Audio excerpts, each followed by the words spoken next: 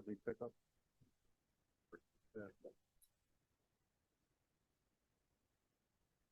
Not in your contract. You guys just ordered trucks, right? Right.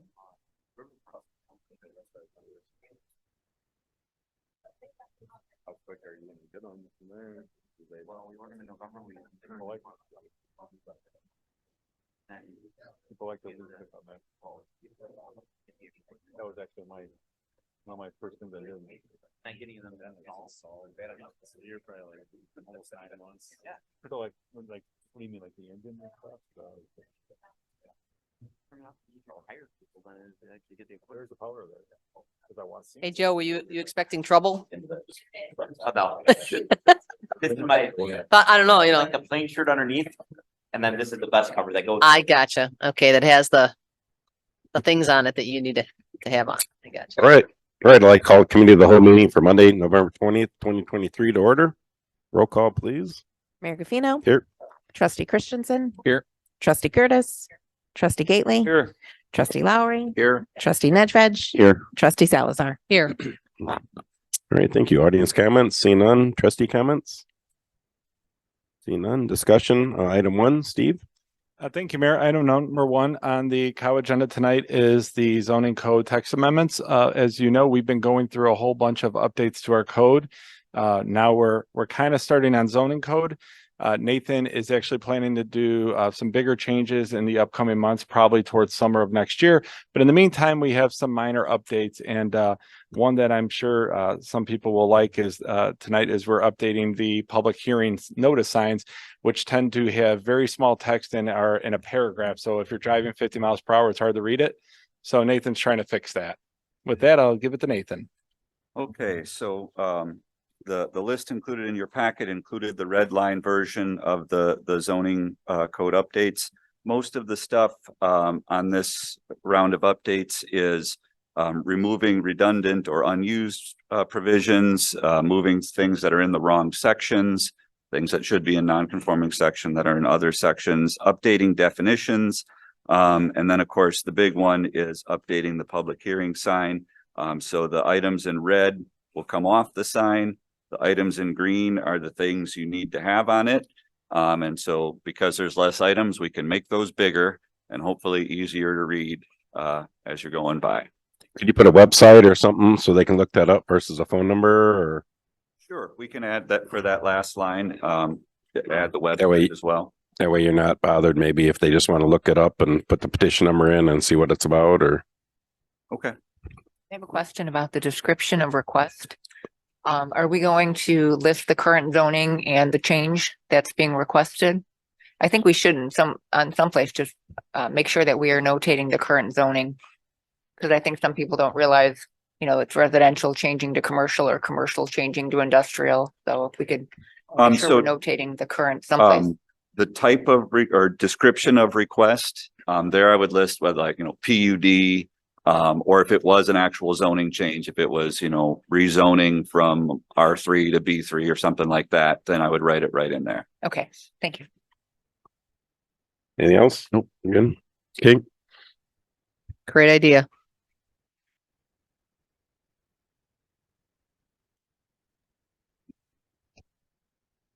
All right. Item 2, Steve. Okay, thank you, Mayor. Item number 2.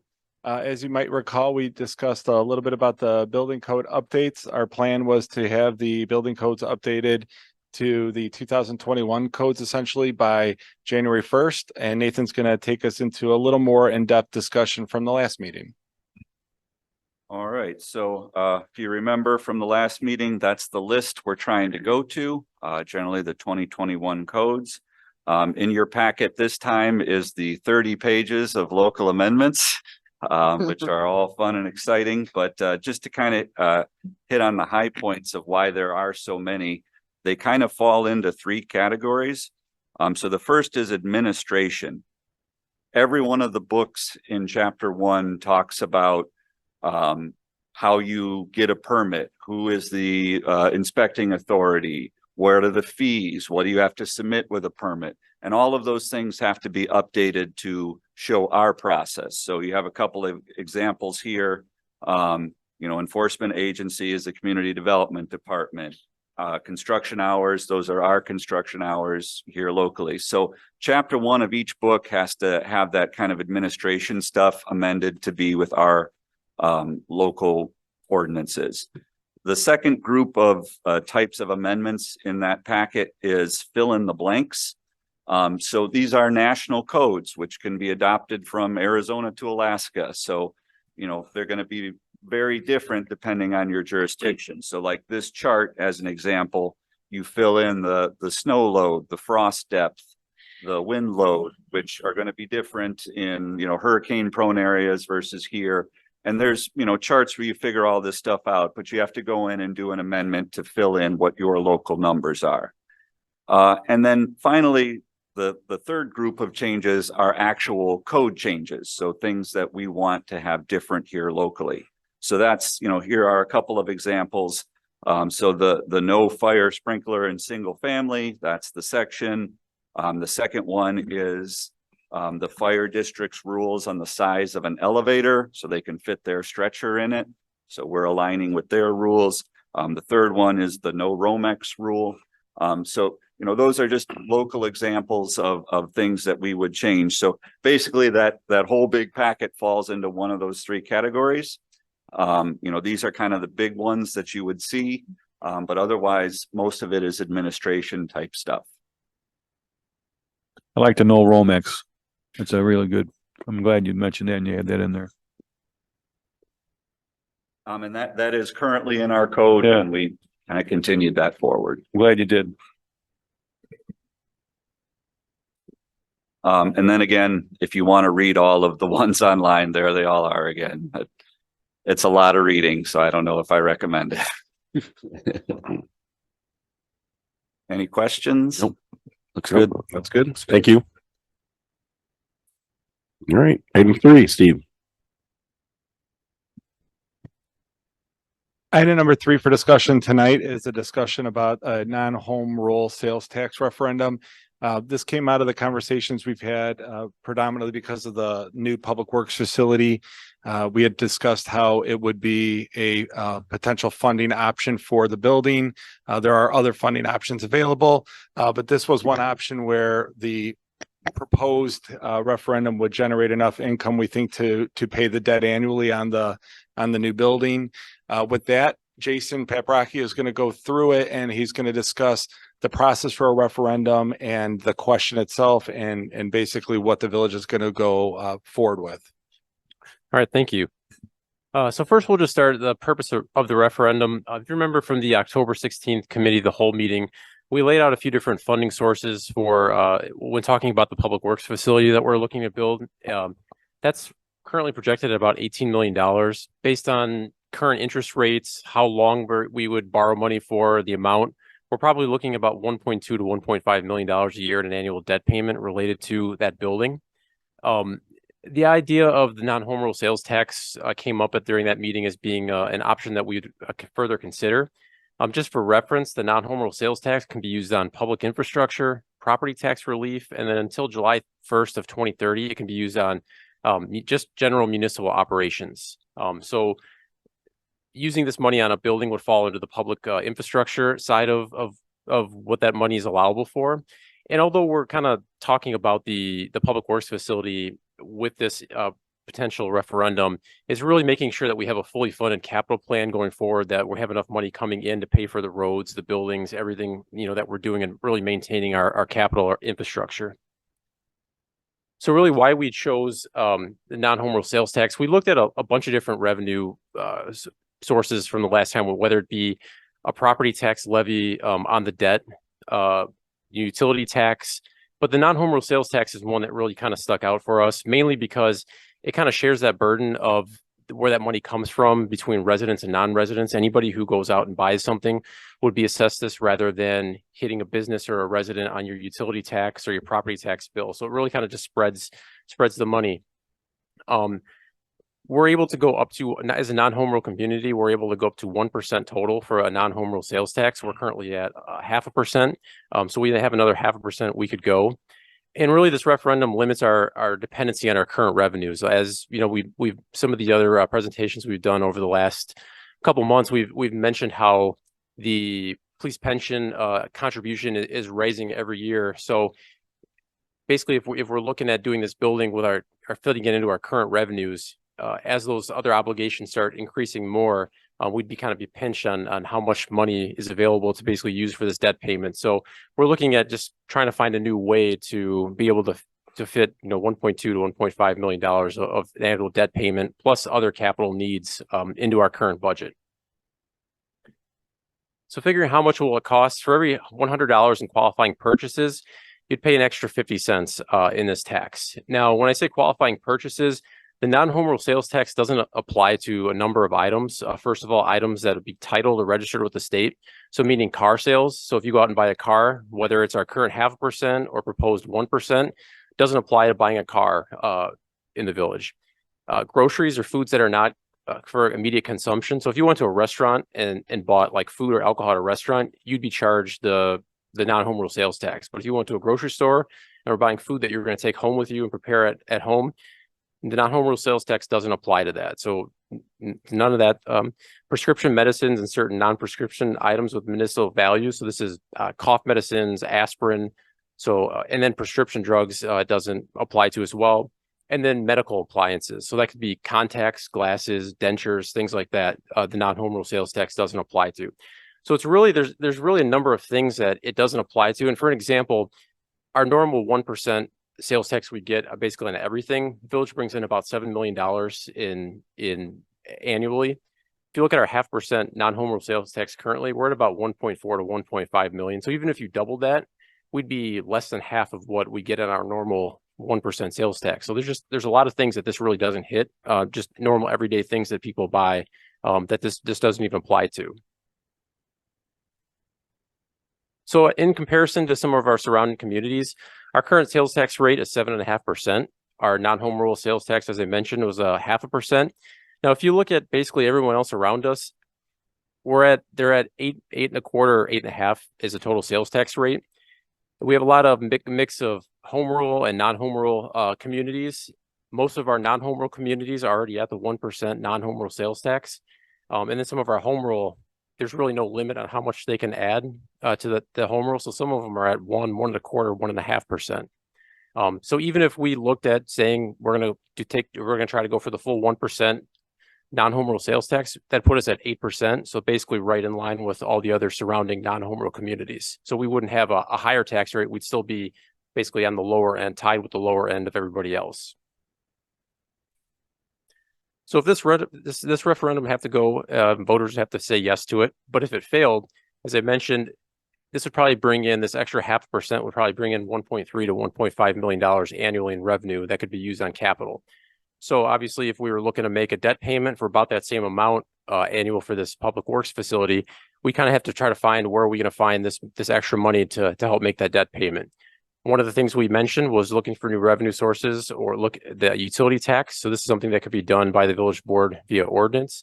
If we were to go the utility tax route, that only bring in about $450,000 annually. If we just said, give us the maximum rates we can allowed by statute, an average homeowner would probably see it anywhere from a $30 to $50 increase, really just depending on energy costs, weather, how much do you use type of thing.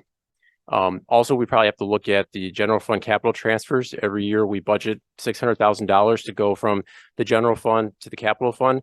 That money would probably have to be used basically for a debt payment. So we kind of eliminate those capital transfers to make up the money. Some of our capital replacement schedules will probably have to be delayed. So we have to kind of push things back a little bit to kind of save money to really whenever we needed it to make that debt payment.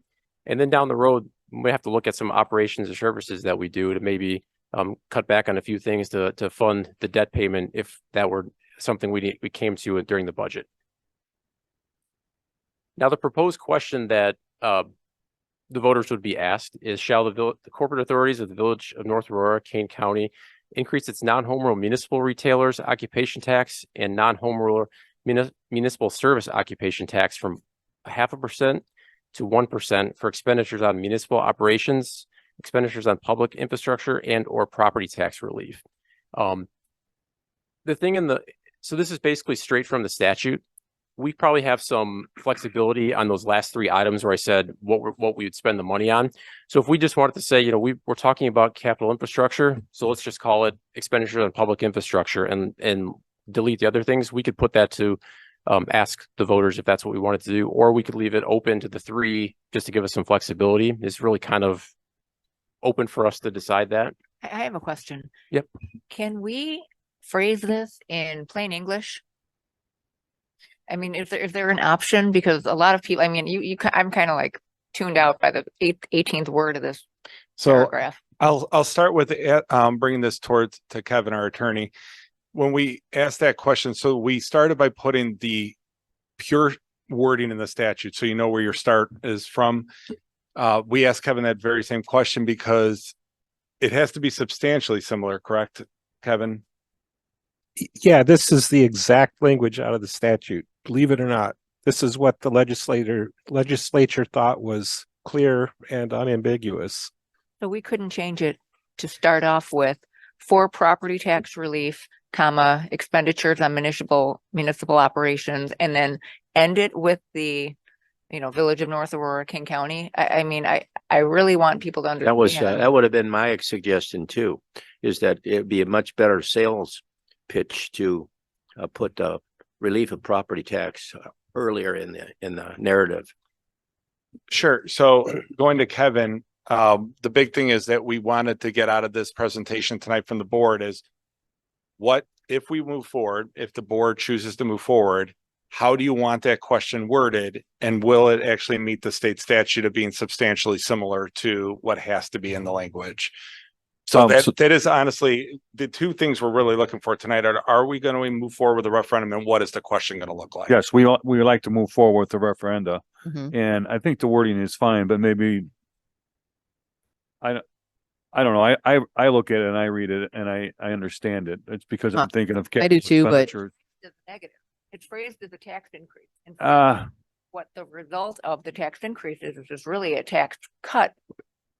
And we're spreading the wealth. I mean, I want people to understand that this is property tax relief in that it's a consumption tax that is being distributed outside of our boundaries. When you read this, I just see, oh, tax increase, hell no, vote no. When I read that and or for property tax relief, that suggests that that income could be used to give our residents some sort of property tax relief. And I don't think that that's the intent of the statute, unless I'm misreading it. But if you're asking me as I'm reading it, that's how it suggests to me. It could be used for expenditures on public infrastructure. That seems clear. And or for property tax relief. Now, if you want to say that we're going to do a sales tax instead of, you know, a levy on your real estate taxes, that's a much more complicated equation to explain to somebody who's going to go on and vote on a referendum. I'm just saying I don't know. That doesn't seem right to me, but so if I don't could think say that's the something intent. real quick, this meeting, if we are going to move forward with the referendum, the next village board meeting, and we're going to get to the next two slides, we'll go over this, but we have to have the questions certified by the next meeting. So at that same meeting, what we were planning to do is bring the certified question to the board for approval at the village board meeting, but at the COW meeting afterwards, the staff's already started talking about an education campaign, and we have a slide that talks about some of the methods we'd like to use. And that's really, depending on how the question is, we'll obviously want to match our education campaign so that we get that message across. Yeah. I would like to say something before you continue to kind of reinforce my thinking on it, is that psychologically, I think that if you place an idea earlier in a narrative, it has more of an impact on the individual reading it. If you want it to pass, I think that would be a better way to sell the idea to the public by giving property tax relief a little bit more color. I don't know if you could do it legally or not. Yeah, I think the reason why it's written this way by the legislature is because a local governmental body cannot sell a referendum question. It's considered, you can't, it's forbidden. So I think that's why it's stated this way. Now, I would also suspect, though, I mean, you know, you can't advocate for it. All you can do is put it out there. You can provide information. But I would suspect that if all we're doing is taking the exact words and changing them around, that it theoretically should fly. With that said, the safest thing is to use the language the statute says. So that, you know, Sure. it could be slightly risky. But again, if you're using the exact same wording and just changing it, it seems to me personally that would be okay. So that's your opinion, or that's That's what my we should opinion. do, or what? Those That's my kind of opinion. back and forth on that. So Yeah, that's not, I don't think there's any case law on it. So I'm not saying that there's legal precedent to say that we can just change the wording language using all the same words and it's perfectly fine. But it seems to me that would be okay because we're not adding or subtracting any words. That's just, So See, if we could do this, it's starting at for expenditures, just switch those two sentences. Shall the corporate authorities, blah, blah, blah. For expenditures on municipal operations, blah, blah, blah. Increase its non-home rule municipal retailers occupation tax. And it's just basically taking two sentences and flipping them. my suggestion for right now is we only have a couple slides left and they talk about the process for the referendum. What I'd like to do is maybe at the end of the presentation, let's go back because we obviously have to talk about the question. But if we are moving forward, one of the thoughts I had is that the board can give us some ideas right now for what they'd like to see in the question. The staff can ultimately write up a few questions with the village attorney, essentially bringing it back on December 6th with multiple options to choose from at the board that night potentially. Okay. That still all right. has to be approved. It still has to be approved by, well, the end of December, correct? Yeah, end of December. I think we just have to get it to, and I've got a date, I think, on here. We have to get it to the county early January. So it has to be filed with the county early January to get on the ballot. I guess they get the I'd only like to say question something here. It's not on the agenda, but I lost my hearing aid here. And so will everyone try to make an effort to speak distinctly and clearly? I noticed a huge difference. Thanks. I just have a question. I guess where people could get tripped up when it says occupational tax, that be referenced to sales tax instead of occupational? That's just it's actually not technically a sales tax. Oh, it's not. No, it's not. I mean, we all call it a sales tax, but that isn't really So technically it's not a sales tax. correct. Okay. Yeah. So that language where it starts, it's non-home rule municipal retailers, and that seems the part that's more confusing to me Yes. than anything. Yes. Because I think if you just take that out, then it seems like corporate authorities, right, want to raise the rate from 0.5 to 1. And it seems like a pretty straightforward question. That part has to be in there. We all call it a sales tax, but it technically is not. And it is what the statute says it is. It's a tax on the retailer that they pass on to the consumer. Okay. Well, Yeah. I get it. I mean, the weird. difference, isn't it? okay. Okay. Yeah. All right. Well, then that's the way it is. Okay. So we kind of Kevin just touched on this just a minute ago, but no, either whether we're employees or elected officials, we can't do anything to influence anybody's decision to vote yes or no. We have to kind of stay very neutral in this whole process. Some of the ideas that Steve mentioned we would do in a upcoming meeting and go over is have a dedicated website to inform residents, including a FAQ to just various questions they might have about this. Scheduled social media informational updates on Facebook to kind of give information out there, utilizing the community sign, the newsletter. And a couple of things we want to do is have basically 3 designated times where we invite the public out to the current public works facility and just tour it and just show, the lack of room and we have here and how we've kind of expanded above that facility. And then have some town hall meetings, whether it be here or the community room in the police department, but invite people out to ask us questions, give them a brief presentation as to what we're looking to do here and just kind of whatever questions they have for us. But again, that information that we put out there is not meant to persuade anybody, for it or against it. It's just kind of put the information out there as neutral as we can and just you make your own decision, basically. And the staff already met and we came up with a pretty tight timeline from now. And Jason's next slide, I think, is the one that talks about the actual referendum timeline. So what we did was the newsletter, as you know, it only comes out every 2 months, but part of the problem is you actually have to get it to the printer several weeks before it goes out. So you end up being well ahead. So in this last newsletter that we just approved internally, that'll go to everybody's house in December. It actually doesn't reference the referendum at all because we don't know if we were going to go move forward with the referendum. But what it does is it does mention that we are looking at a new public works building. So it gave an opportunity for us to at least explain that we're looking at a new public works facility. And in our schedule of events that we now put in our newsletter, we put that we are going to have a public works facility tour for sure coming up in January. And the idea being with is even if the board decides not to go forward with the referendum, we got no problem showing people what the current public works building looks like, bring them out there and show them. So the other, so that's January, but we basically have it lined up January, February, and March to have a meeting here where we do a slideshow presentation about the referendum, factual information, and also have, and they're back-to-back nights. We did that on purpose. So that one night you go to the public works building, next night you can go and actually learn about the referendum. And then of course, Natalie and the team internally will come up with what we think will be a very easy to follow information on our website, a dedicated page.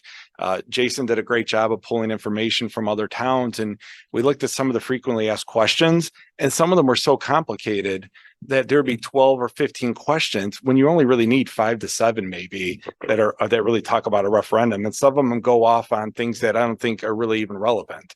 So we're like, how do we drive that home where it's only these are the most relevant parts of a referendum, and this is where you can find information. So a question there for you, Kevin. It says engage in political activities. Why at work or on duty? What about off duty? Yeah, so you all have constitutional rights like every other citizen. So in your personal capacity, you can tell people Speak how we feel. But I think you just have to be careful because, you know, if you shoot off an email, you can't use village resources and you can't do it on village time.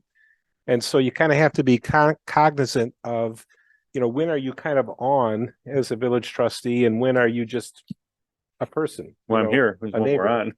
That's what I see it. You know, or an ad event, maybe perhaps. Yeah, you just want to be, you know, discreet about it, I guess, in how you go about it. All right, I got it. Does that exclude social media? Like if we said, hey, North Aurora friends, you know, take a look at this. Here's the information. It's good for the village. Just don't put village trustee after your name on it. You know what I mean? Like I'm just Laura posting my opinion as a resident of North Aurora. I'm not stating as a village trustee. That's what you're saying. To share whatever's put out. If your social media profile identifies you as the trustee, that could be an issue technically. A lot of people that do this really kind of the corporate authorities, the conservative thing is to take a step back and kind of let others come forward and support them in advocating for it. But you know, I can't give you a bright line. You just can't use, you know, village resources, and you can't use your title. You can say, look, in my opinion, in my personal opinion, I think this is a good thing for the village and here is why. Yeah. But beyond that, you just need to be careful. So the last slide I have is just a general timeline of kind of where we're at. Tonight, obviously, the committee of the whole meeting to review the question. We'd bring it back the next board meeting in December 5th to actually vote on the meeting. January 11th is when, if approved, we'd have to file that with the county. Then from there, February 8th, the county begins sending out those mail-in ballots, and then the early voting at the county clerk's office begins the same day. Then on March 4th, early voting at permanent polling places, with then leading up to general primary election on March 19th. So as Steve mentioned, how we had those times kind of set up January, February, March. We kind of wanted to hit a lot of these dates and get the information out there before, you know, people start getting ballots in the mail, people start doing early voting, so that they would have the information, and we kind of hit it before a lot of these key benchmark dates. And that should be 12/4/23. I just looked it up to make sure didn't look right. Yeah. So unless the plan commission is voting on the question, which they are not. So with that, I think the best place to go is first ask the question of the board, do you want to move forward with a referendum? And then the second question would be, can we go back to the slide with the actual referendum question and talk about how the board, what your ideas are? So yes, move forward with the referenda. I'm fine with the question. And if somebody wants to tweak it, if it's allowed, tweak it, but I think the question's fine. Anybody else? I'm good with I'm in it. favor. Laura? Sounds good. Yeah, the only thing I don't know if it's a concern or not, but is Kane County also going to try to raise their tax as well, the sales tax as well? Did anybody hear that? It could be. So is They- that they have- something, They have to go to a referendum as well? Well, right? they gotta go to a vote first. Okay, So they could be. Thus, it's thus far, possible- thus far, that's not happening. Yeah. okay. I've heard some things about it, but Could be. I would say that'd probably be a negative thing if we got That's Two- like a, two I mean, that's all I proposed know. Thus far. referendums for sales tax increase on the same ballot. I've seen that those might hurt. before. I've seen them. I've seen several on the ballots before. No, I'm in favor of us. I'm just like, Yeah. that could be concerning in my opinion. And Okay. Kevin, Mayor, Kevin, there aren't any rules on going back out for a referendum. So should it fail, in theory, we could go back out and do another referendum after. Yeah, I think you have to wait a year, if I remember right. And the only reason that that's significant, to Trustee Netro's point is if something happens or it's just bad timing or whatever, and you lose, at the same token, if we know that we needed to help pay the debt to, for the Public Works building to offset our other costs, we can always go back out, have the backup revenue, funding options available. And that's something that's important to remember is, in theory, if we want to go back, we can do what Jason said earlier and pass a higher utility tax internally without a referendum. And you can also use the general fund transfer. All that does is weaken our ability to maintain, one thing, it puts a tax directly on people's bills. Mhm. And then the other things it does is it actually takes away from the revenue we put in our capital fund. That is why we're so proud of our capital program every year, is that we fund it so well. So that's the downside if the referendum fails. Right, we're looking to avert that, so that's why we're going this way. Just comes down to education. Yeah. Yep. Yeah. Okay, anything else, Steve, on that? Nathan? Jason? Good.